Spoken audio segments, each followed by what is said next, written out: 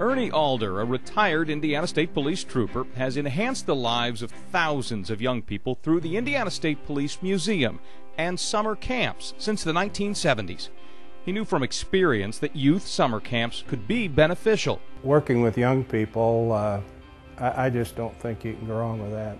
The camps were built one age level at a time.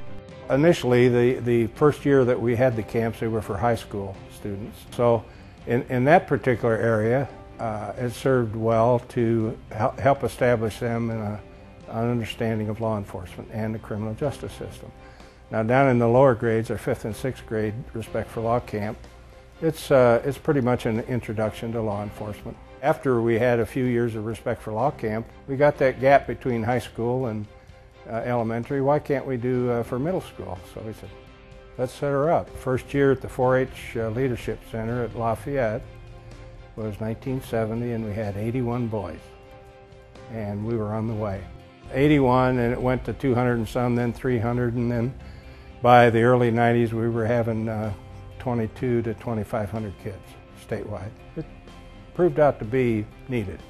One day, Ernie received some bad news regarding the future of the camps.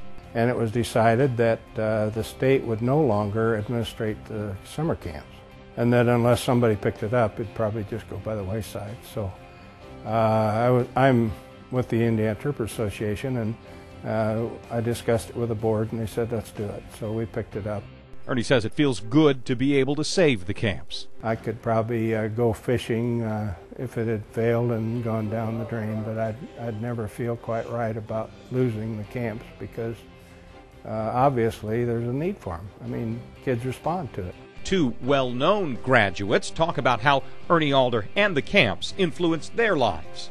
I think it was 1975 when I attended what was, I think, then called the Indiana State Police Career Camp. And it was a wonderful opportunity for people like me who were interested in a career in law enforcement to really have an opportunity to interact with police officers on a personal level, learn about not only the State Police Department as an organization, but law enforcement in general. Well, I would say the summer camps that Ernie Alder was a big part of establishing and keeping going affected me in two ways. One, as a career camper, going there as a camper, and two, well, actually three ways.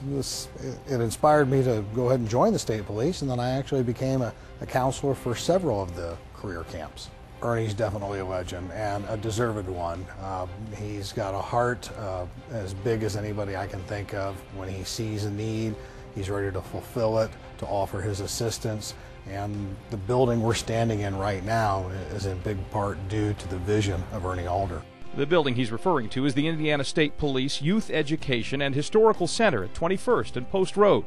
Initially, you would think just call a museum, but my contention was if we use the words youth education and historical center, then we continue to tie the young people into it. And there have been busload after busload of school kids go through. He says you just can't beat the impact that good role models have on youth. I can think back when I was a youngster, and I think of people that helped me, and you never forget them. You never forget them. After 40 years, Ernie Alder still has goals for the camp program. Our campouts are for first-time offenders, 11 to 14 years old, and they meet at state parks. My goal next year will be hopefully to grow that area, because there's a lot of kids out there need support that are having a rough time getting their lives in order. And I think that helps. And we hear so much about helping youth, and we hear a lot of lip service, where in Ernie Alder's case it was transferred into action.